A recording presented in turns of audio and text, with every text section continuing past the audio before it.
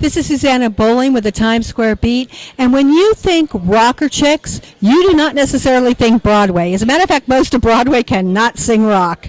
Trip of Love, prime example. But here we have Lena Hall, who's amazing. Oh, thank you. How do you find the way to sing Broadway as well as rock and keep true to both styles? I think it has a lot to do with being in a rock band. I started in theater, but I was exposed to rock and roll through my parents at a very early age. You know, Janis, Beatles, Jimi Hendrix, The Who, all that stuff. I was exposed to that at an early age. And also my sister, who was a punk rocker when she was an adolescent, so I was exposed to the Cramps and the Sex Pistols and the Clash and all that kind of stuff. So it had always been an intricate part of my life when I was growing up, and I started doing theater and musical theater, and I started excelling at musical theater, but something was missing in my life, you know, and that joy of being in a band, that joy of fronting a band was kind of missing. I wanted that. And so when I finally found my band, that's when I actually started finding like my voice and what makes me unique, and who I really am, and who I really am is a combination of a lot of things. It's not just the rock band, it's not just theater, it's not just this, not just that, but I found a true voice in that, and it just so happens that I can do, you know, that it relates to rock and roll so strongly. But I'm rooted in all kinds of stuff: classical music, opera, all kinds of stuff. So so you could say I'm a bit of a chameleon when I want to be, but when I'm speaking from my true soul, it is rock and roll. Now, if you had to choose a song that describes who Lena Hall is, what song would that be? Oh God. That's really hard. If I'm going from my set list in my show, I don't know. Oh, that's really hard. That's really hard because you have to contend with lyrics, and you have to contend with, you know, the sound, the style.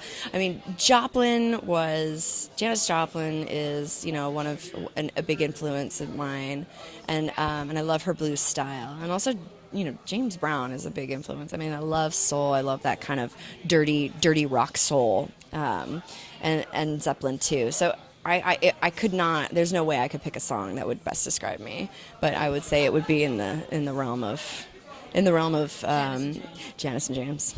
Now, what is your show about? What are we going to be seeing at 54 Below? Feinstein's 54 Below. Yes, Feinstein's 54 Below.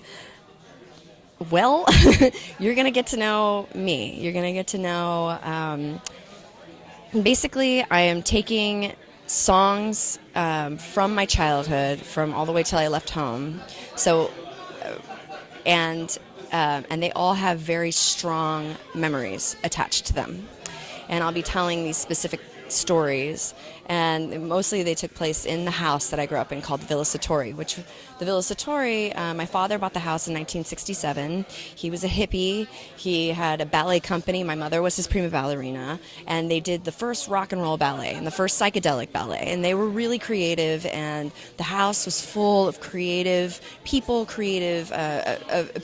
art everywhere, music everywhere all the time. Where was this? Beautiful, interesting people. The Haight Ashbury. Yeah, and so I came into that house, and it was all there, all that creativity, all the people, all the art and everything, and it was just a space for me to kind of grow as an artist. I had no idea, of course, that was my path, but you know, that was my path, and or it is my path.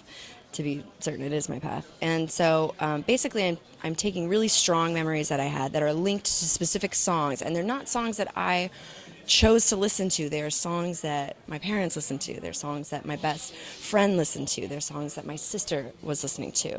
And they're all linked to very, very strong emotional moments. I'm also going to reveal some hidden talents of mine that I've been reworking up that I had kind of ditched for a really long time, and I think they're important, and they're an integral part of my life. And basically, I'd been feeling stifled creatively just on my own, and I wanted to release all that and kind of welcome back all my old friends, you know, instruments and dance and all that. and bring it back into my life. And so I'm doing that with the show. And when can we see this show? November 28th till December 7th.